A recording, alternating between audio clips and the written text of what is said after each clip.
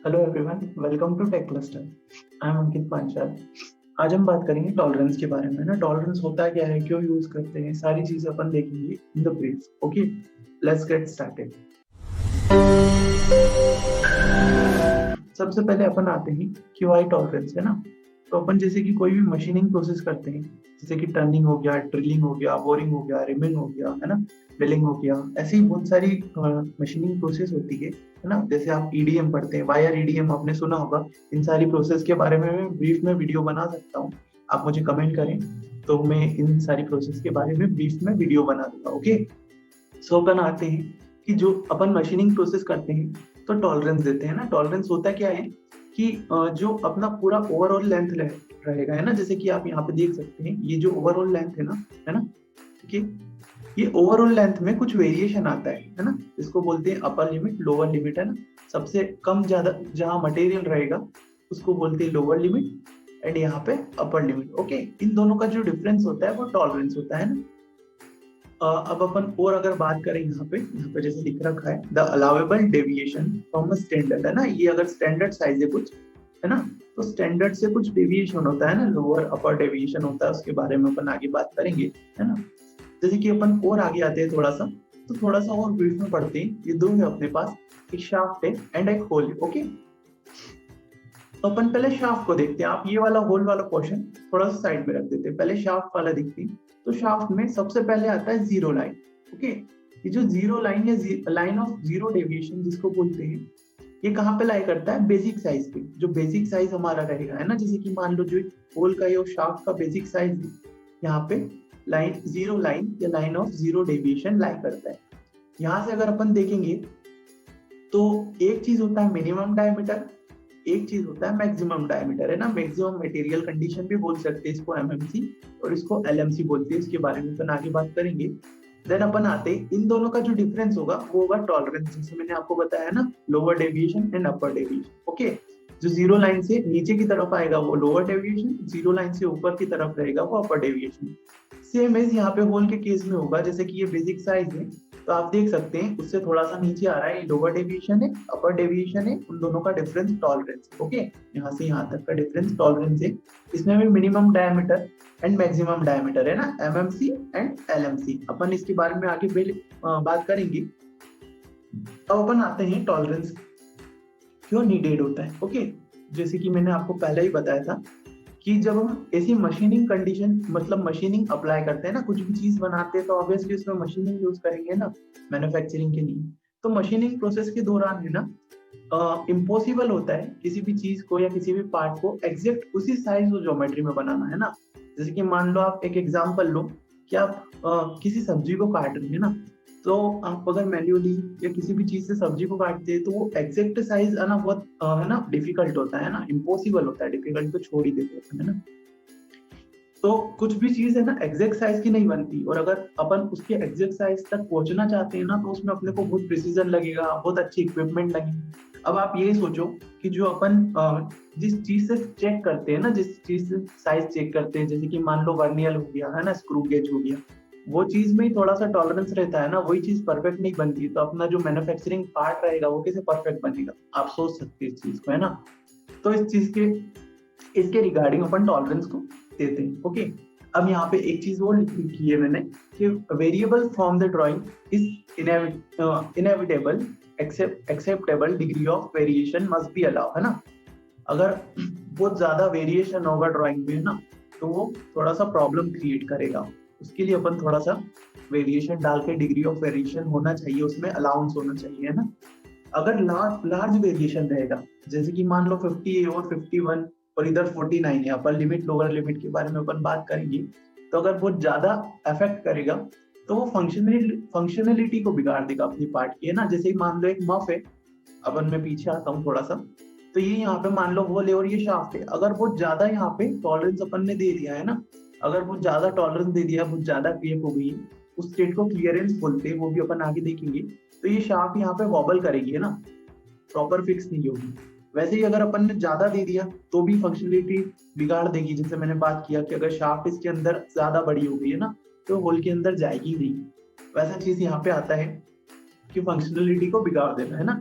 और अगर स्मॉल अपन ने वेरिएशन रखा है ना, बिल्कुल स्मॉल, तो क्या होगा कि वो अपनी इकोनॉमी को बिगाड़ देगा, अपनी पार्ट की इकोनॉमी को बिगाड़ देगा। जैसे कि मान लो अगर मैंने बात की कि स्मॉल रखा, एकदम एग्जैक्ट रखा, बहुत माइनर पॉइंट्स में है ना, प्रिसीजन बहुत उसका सही रखा, तो उसमें प्रॉब्लम क्या होती है कि अपने को बहुत स्पेशल ऑपरेशन करना पड़ेंगे, बहुत एडवांस मशीन लगेंगी, है ना, अलग अलग टूल्स लगेंगी, जिसकी कॉस्ट बहुत होगी और टाइम भी बहुत ज्यादा होगा। तो उसमें दिक्कत क्या है कि अगर ये सारी चीजें होती है तो उसमें पैसा बहुत लगता है, और अगर पैसा बहुत लगेगा, मान लो कि आपके 50 की एक कॉस्ट है पार्ट की, और आपने उस पर 100 का तो पहले से ही खर्चा कर रखा है ना मशीनिंग प्रोसेस पे, तो कैसे काम चलेगा, है ना। तो वो सारी चीजों को कंसीडर करके अपन एक चीज टॉलरेंस निकालते हैं, वो स्टैंडर्ड होता है ना, अपन उसके बारे में बात करेंगे। अब अपन उससे पहले और चीजें बात कर लेते हैं कॉन्सिक्वेंसेस की, है ना। तो यहाँ पे अगर स्मॉल टॉलरेंस रखेंगे, जैसे मैंने आपको बताया, तो कॉस्ट इंक्रीज होगी, सबसे पहला पॉइंट है ना। अब यहाँ पे क्या है, parts with smaller tolerance often required special method to manufacture, जैसे मैंने आपको पहले ही बताया ना कि स्पेशल मेथड, स्पेशल ऑपरेशन लगेंगे, मशीन भी इंपॉर्टेंट लगेगी, है ना। अब यहाँ पे अपन सेकेंड टाइम आते हैं, तो पार्ट्स मतलब थर्ड वाला पॉइंट देखिए अगर अपन, तो parts with smaller tolerance often required great inspection and call for rejection part. अब ये चीज अपने पास नहीं है कि अगर अपन को टॉलरेंस, छोटा टॉलरेंस चेक करना है ना, अगर अपन ने प्रॉपर नहीं दिया, एकदम माइनर टॉलरेंस देना चाहते हैं, ठीक है, तो माइनर टॉलरेंस में क्या रहेगा कि बहुत सारा इंस्पेक्शन अपने को लगेगा, है ना, बहुत सारे इंस्पेक्शन टीम भी लगेगा, है ना, और वो भी बहुत एक्सपीरियंस वाला होना चाहिए, बहुत सारा पार्ट्स भी लगेगा, और अगर अपन ने इंस्पेक्शन सही से नहीं किया, है ना, तो प्रॉब्लम हो सकती है स्मॉल टॉलरेंस में। और उसके बाद क्या होगा कि अगर एक मान लो अपनी लिमिट है कि 50 से 50.001 तक जाना चाहिए, है ना, तो बहुत कम यहाँ पे लगेगा।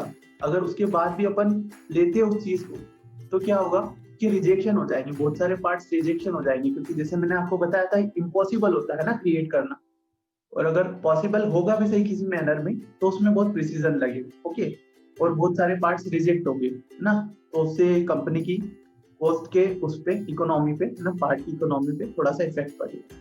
अब अपन आते हैं यहाँ पर अलाउंस एंड टॉलरेंस के बारे में, है ना, आप सभी समझ चुके होंगे आई थिंक टॉलरेंस। अब अपन देखते हैं टॉलरेंस एंड अलाउंस क्या होता है, ठीक है। तो जैसे मैं यहाँ पर आता हूँ, तो अब पहले अपन टॉलरेंस की बात करते हैं कि टॉलरेंस क्या होता है।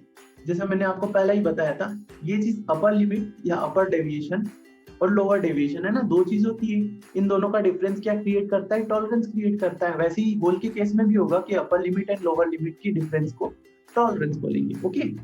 तो अब यहाँ पे अपन ने दो कंपोनेंट एक साथ मिला दिए, अगर टॉलरेंस क्या होता है, इंडिविजुअली एक चीज पे काम करता है ना, जैसे मेरा ये होल पार्ट है, ये अगर मैं अलग रख दूं, इंडिपेंडेंट है ना किसी भी चीज के, तो उस पर टॉलरेंस होगा। वैसे ही इस पे इंडिपेंडेंट है अगर ये शाफ्ट, तो टॉलरेंस होगा। बट इन दोनों चीज को अगर मैं मिला दूंगा, असेंबली करूंगा इन दोनों चीज की, है ना, तो उसमें क्या होता है, यहाँ पे जैसे कि डिफरेंस क्रिएट करना चाहता हूँ, आप यहाँ पे देख सकते हैं ना, दिस इज कॉल्ड अलाउंस। मतलब कि अलाउंस क्या होता है, अलाउंस ये होता है कि अगर मैं दो इंडिविजुअल पार्ट्स को, जिनका पहले से टॉलरेंस है कुछ, है ना, उनको अगर मैं फिट करूंगा, तो यहाँ पे मुझे अलाउंस मिलेगा। जो ये गैपिंग दिख रही है ना आपको, इसको बोलते हैं अलाउंस, है ना। अपन और बारे में बात करेंगे, थोड़ा सा और आगे आते हैं। तो अलाउंस क्या होता है, अपन यहाँ पे देख लेते हैं। जैसे कि अलाउंस की डेफिनेशन लिखी है, आप यहाँ पे पढ़ सकते हैं। Allowance is defined as international difference between the maximum material limits of mating part, है ना, मैटिंग पार्ट होना चाहिए, दो पार्ट्स होना चाहिए मिनिमम, मैक्सिमम कितने भी हो सकते हैं। Allowance is the minimum clearance positive, okay, maximum interference negative. अपन इस चीज के बारे में बात करेंगे, है ना, कि क्लियरेंस क्या होता है, इंटरफेरेंस क्या होता है ना, अपन आगे बात करेंगे। उसको पॉजिटिव और नेगेटिव अलाउंस बोलते हैं, है ना, बिटवीन द नेगेटिव पार्ट्स। जैसे अपन कैलकुलेशन करें तो अलाउंस का फॉर्मूला होता है MMC hole minus MMC shaft. MMC meaning maximum material condition, okay. Maximum material condition यहाँ पे क्या होगी, होल की ये वाली होगी, ऊपर वाली, है ना, और मैक्सिमम मटेरियल कंडीशन ये वाली शाफ्ट की होगी। तो इन दोनों का जो डिफरेंस होगा वो होगा अलाउंस, है ना। वैसे ही अपन अगर क्लियरेंस की बात करें, तो क्लियरेंस क्या होता है, is defined as loosest fit और maximum intent difference between mating parts, है ना। मतलब कि ज्यादा से ज्यादा उसमें, मतलब एकदम लूज होना चाहिए और मैक्सिमम डिफरेंस होना चाहिए उन दोनों में। तो यहाँ पे क्लियरेंस का फॉर्मूला क्या होता है, एलएमसी, मतलब least material condition, okay, least material condition, maximum material condition, आप ये टर्म याद रखना। Least material condition of hole minus least material condition of shaft, okay. थोड़ा सा और आगे चलें, तो यहाँ पे और डेविएशन के बारे में बात करते हैं अपन, है ना। डेविएशन क्या होता है, जैसे कि आपने जीरो लाइन देखा है। अपर डेविएशन की बात करें अगर अपन, तो अपर डेविएशन इस लाइन से ऊपर होता है, लोअर डेविएशन इस लाइन से नीचे होता है। इन दोनों का डिफरेंस टॉलरेंस होता है ना। ये सारी चीजों के बारे में अपन बात कर चुके हैं। This is called zero line. Okay, maximum size और मिनिमम साइज क्या होना चाहिए, बेसिक साइज के अकॉर्डिंग, है ना। बेसिक साइज से रिलेट करता है अपना जीरो लाइन, जैसे मैंने आपको बताया था। थोड़ा सा ये कॉम्प्लिकेटेड लगेगा शुरू शुरू में, बट आप एक बार समझ गए ना तो कोई प्रॉब्लम नहीं होती है ना। अपन थोड़ा सा और आगे आते हैं, तो अपन देखते हैं टॉलरेंस के स्टैंडर्ड्स, है ना। जैसे कंपनी किसी भी चीज के बारे में बात करती है, तो ऐसा नहीं है कि एक कंपनी में अलग यूज हो रहा है कुछ चीज और एक कंपनी में अलग यूज हो रहा है ना। मन मर्जी से कुछ भी काम नहीं होता है, वो होता है एक स्टैंडर्ड के थ्रू। ओके, तो यहाँ पे स्टैंडर्ड में टॉलरेंस में अपने पास आता है ASME, इसका जिसका फुल फॉर्म होता है American society of mechanical engineers. Okay, तो यहाँ पे अपन करंट ये यूज करते हैं SME Y14.5 2018 वाला, है ना। ये अपन स्टैंडर्ड यूज करते हैं। इसके पहले भी रिसेंट बहुत सारे स्टैंडर्ड यूज कर चुके हैं अपन, है ना। जैसे कि Y14.5 M 2009, NT94, N82 and so on. Okay, so अभी करंटली ये यूज कर सकते हैं, आप देख सकते हैं, है ना। इसका फुल फॉर्म मैंने बता दिया। अब अपन अगर टॉलरेंस के बारे में डिफरेंशिएट क्रिएट करें, उसका क्लासिफिकेशन देखें थोड़ा सा, तो टॉलरेंस क्या होता है, जैसे कि मैंने डेफिनेशन लिख रखी है वापस से, है ना। Allowable amount of variation of specified quantity, है ना। एक क्वांटिटी होनी चाहिए, उसकी स्टैंडर्ड होना चाहिए, है ना। स्पेशली इन द डायमेंशन, ठीक है, ऑफ पार्ट ऑफ मशीन, है ना। मतलब कि या तो किसी पार्ट में या मशीन में। अब अपन आते हैं टॉलरेंस पे, तो टॉलरेंस मेजरली दो टाइप के होता है ना, dimensional tolerance and geometrical tolerance. आप नाम से भी समझ सकते हैं कि dimensional tolerance in the sense dimension में टॉलरेंस आएगा, है ना, और ज्योमेट्रिकल टॉलरेंस मतलब कि ज्योमेट्री पे आएगा। अपन इसके बारे में ज्योमेट्रिकल टॉलरेंस के बारे में और फर्दर बात करेंगे। ये GD&T बहुत बड़ा टॉपिक है ना, उसमें अपन एक छोटा सा टॉपिक ले रहे हैं, डायमेंशनल टॉलरेंस। ओके, तो अपन यहाँ पे आते हैं, तो डायमेंशनल टॉलरेंस की जो डेफिनेशन होती है, which states the total amount by which a specified dimension is permitted to vary, है ना। स्पेसिफाइड जो डायमेंशन होगी, बेसिक डायमेंशन, बेसिक साइज होगा, वो परमिटेड होगा वेरी करने के लिए ना, छोटा सा अमाउंट है ना, टोटल। अपन यहाँ पे और आगे आते हैं अगर, तो टॉलरेंस होता है, tolerance specified for size. Limit tolerance होता है, जैसे कि मैं अगर डिफरेंस क्रिएट करूँ इसमें, तो जो डायमेंशनल टॉलरेंस होता है ना, उसके भी दो टाइप होते हैं, है ना। एक होता है लिमिट टॉलरेंस, जो कि आप देख सकते हैं, मैंने एक एग्जांपल लिखा है, 12.75 से 12.25 तक लाया करना चाहिए। और एक होता है प्लस एंड माइनस टॉलरेंस, है ना।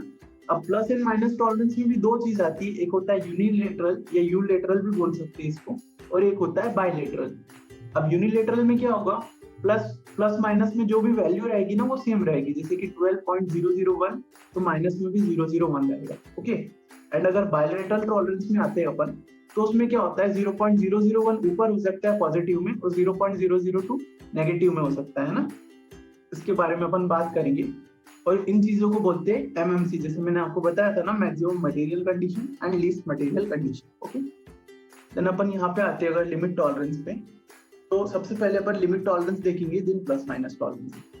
लिमिट टॉलरेंस पे आते हैं अपन, तो MMC क्या होता है, 12.75 जो चीज है ये MMC है ना, और LMC क्या होता है, 12.25, ठीक है, maximum material condition and least material condition. जैसे कि यहाँ पे भी देख सकते हैं अपन डाया में, और जैसे मैंने आपको बताया कि डायमेंशनल कंस्ट्रेंट है, मतलब कि एक डायमेंशन, पर्टिकुलर डायमेंशन पे आएगा। ओके, थोड़ा सा और आगे जाते हैं, तो डायमेंशनल कंस्ट्रेंट पे जैसे मैंने आपको बताया लिमिट टॉलरेंस होता है, ये लिमिट देख सकते हैं आप, है ना। और एक होता है प्लस माइनस। प्लस माइनस में दो चीज बताई मैंने, यूनिलेटरल एंड बायलेटरल। बायलेटरल में क्या होता है कि प्लस माइनस दोनों तरफ, है ना, 0.15 ऊपर जा रहा है और माइनस में 0.10 ये सिर्फ, है ना। तो अपन यहाँ पे ऐसा कुछ देख सकते हैं।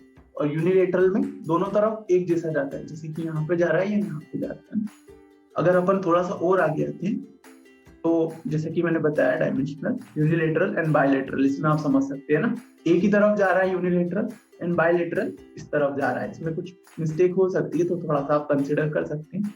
देन अपन नेक्स्ट स्लाइड पे आते हैं, तो एक चीज होती है टॉलरेंस टेक। टॉलरेंस टेक क्या चीज होती है, वो अपन यहाँ पे देखेंगे। ओके, तो टॉलरेंस टेक क्या होता है, जैसे कि मान लो मैंने एक क्यूब था, एक एग्जांपल लेते हैं अपन कि क्यूब है जिसको मशीन किया है, यहाँ पे 1 mm मान लेते हैं, इसका मैट्रिक यूनिट मान लेते हैं 1 mm, जिसमें अपन 5 माइक्रोन का टॉलरेंस दे सकते हैं। ओके, तो तो मैंने क्या किया, 5 माइक्रोन का टॉलरेंस दिया, इसको बनाया 1.005, ओके, और इसको बनाया 1.005, तो ये ओवरऑल कितना हो गया, 2.010 हो गया, है ना। बट मुझे क्या चाहिए था कि जो दोनों क्यूब अगर मैं प्लेस करूं एक साथ तो उसकी हाइट होनी चाहिए 2.005, है ना। इसमें ओवरऑल टॉलरेंस भी दे रखा है और इंडिविजुअल टॉलरेंस भी दे रखा है ना। तो अगर मैं इन दोनों को प्लेस करता हूँ ऐसा टॉलरेंस लेके, मान लो कि अपन कंपनी से कुछ पार्ट्स ले रहे हैं, है ना, शाफ्ट अपनी एक दूसरी कंपनी बनाती है, बट मैंने क्या किया, उसमें इनको इंडिविजुअल टॉलरेंस दे दिया था कि मेरी शाफ्ट में इतना टॉलरेंस, 5 माइक्रोन का टॉलरेंस होना चाहिए। अब यहाँ पे क्या हो रहा है कि उन्होंने तो मुझे मैक्सिमम मटेरियल कंडीशन दे दी है ना, एमएमसी में बना के दे दिया, बट इसमें प्रॉब्लम क्या है कि मैक्सिमम मटेरियल कंडीशन पे अगर मैं दो दो चीजों को एक साथ रखता हूँ तो मेरा जो यहाँ पे था ना, मेरी कंपनी में जो यूज होता है उसमें प्रॉब्लम आ गई, तो मेरा पार्ट रिजेक्ट हो गया, नॉट एक्सेप्टेबल।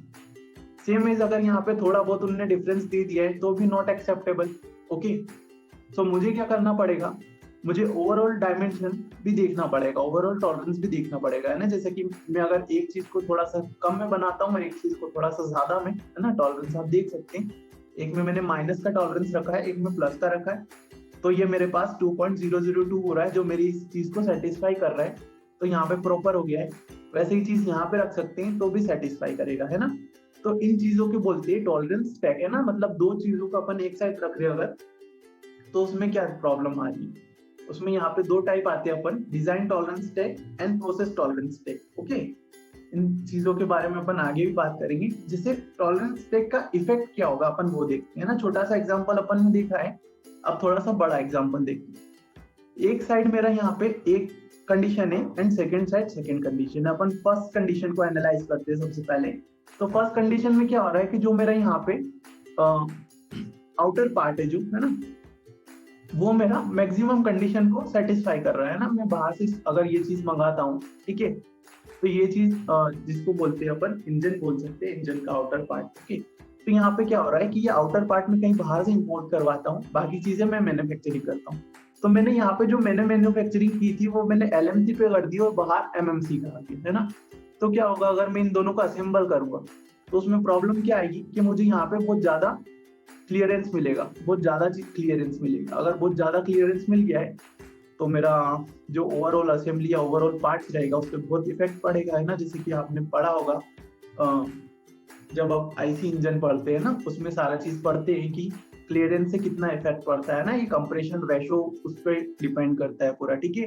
तो जो मेरा क्रैंक था, है ना, क्रैंक शाफ्ट, कनेक्टिंग रोड थी, पिस्टन था, वो मेरा एलएमसी पे चला गया और ये एमएमसी पे चलेगी, तो उससे क्या प्रॉब्लम हो सकती है वो देख सकते हैं। सेकेंड कंडीशन अपनी ये भी आ सकती है कि मान लो मेरा क्रैंक हाइट है जो यहाँ पे वो एलएमसी में हो गया, कनेक्टिंग रोड था वो भी एलएमसी में हो गया, बहुत बड़ा हो गया, है ना, जो भी बड़ा इन द सेंस स्टैंडर्ड में बड़ा, है ना, टॉलरेंस उसमें मैक्सिमम है। फिर उस पे यहाँ पे आते हैं पिस्टन पे, तो वो भी थोड़ा सा टॉलरेंस पे ज्यादा बड़ा हो गया। तो यहाँ पे होगा क्या कि मेरा जो हेड क्लियरेंस रहेगा वो बहुत कम रहेगा। अब हेड क्लियरेंस कम है तो मेरा कंप्रेशन रेशियो भी बढ़ जाएगा, और कंप्रेशन रेशियो मुझे नहीं बढ़ाना था, स्पेसिफाई रखना था, है ना।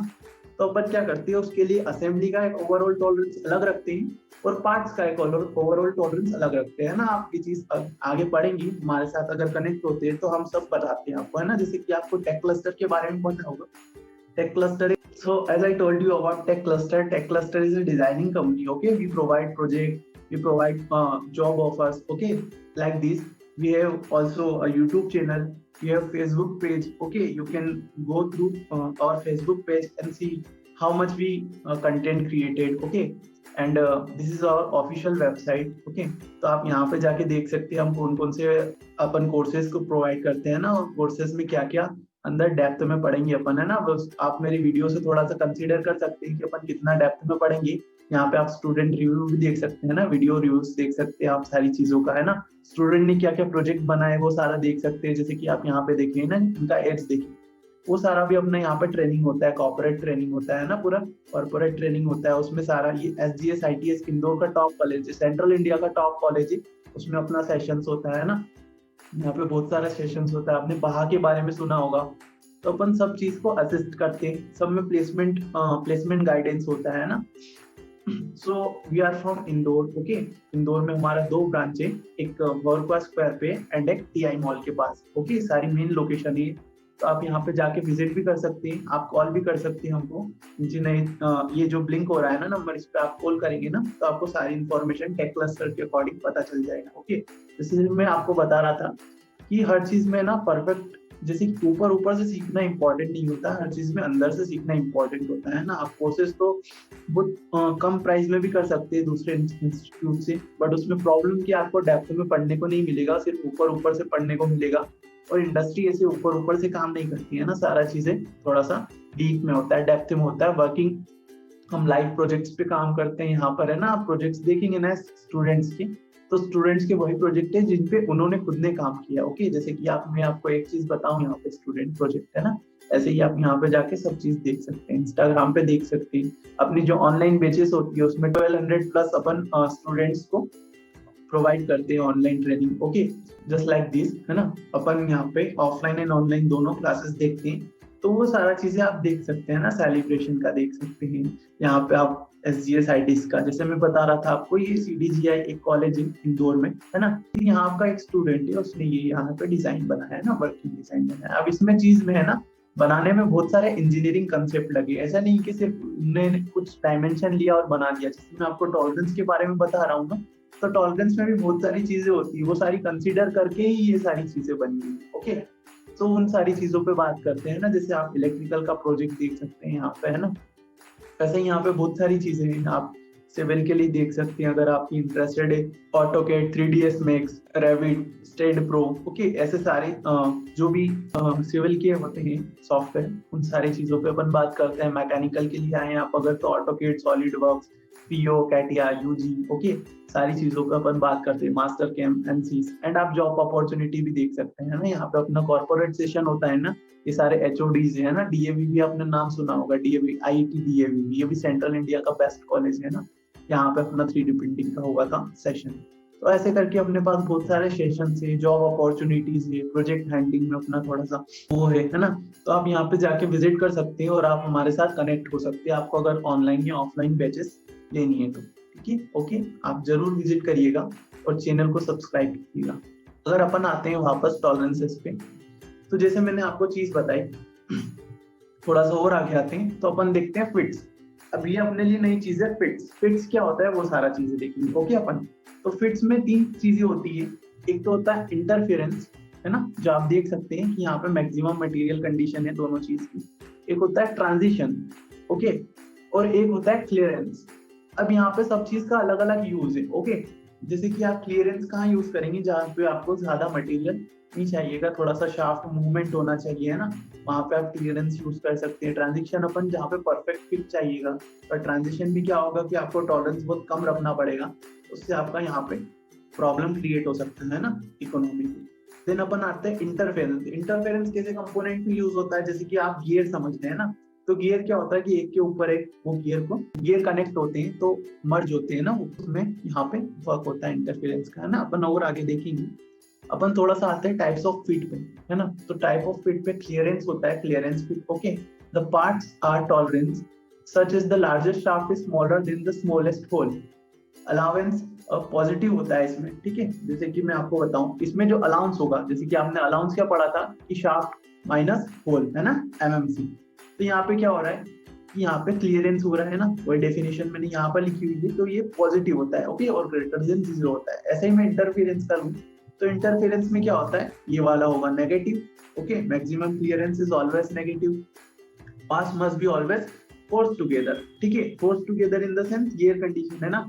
वैसे ही आप एक चीज को दूसरी चीज से पुश करना चाहते हैं ना, तो आपको इंटरफेरेंस की जरूरत लगेगी, ठीक है। और ट्रांजिशन, अगर ट्रांजिशन फिट पे आए तो parts are tolerance such as allowable is negative and maximum clearance is positive, है ना। इसमें भी पॉजिटिव रहता है क्लियरेंस टाइप, बट इसमें कम रहता है ना।